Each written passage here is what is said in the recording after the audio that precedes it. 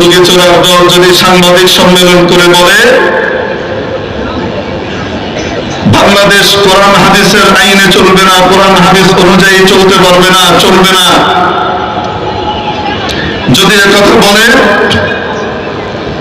প্রকাশ্যে ঘোষণা দেয় কোরআন হাদিস মানে কি আল্লাহর কথা এবং রাসূলের কথায় বাংলাদেশ চলবে না, আল্লাহর জমিনে বসে আল্লাহর সূর্য এর আলো নিয়ে আল্লাহর অক্সিজেন দিয়ে নিজের জীবনকে টিকিয়ে রেখে এখানে বসে ৯২% মুসলিমদের সামনে বসে একথা ব্যর্থহীনভাবে ঘোষণা করে, সকলের সামনে ধৃষ্টতা প্রদর্শন করে আল্লাহ রাসূলের কথা এই দেশে চলবে না, যে বা যারা করে,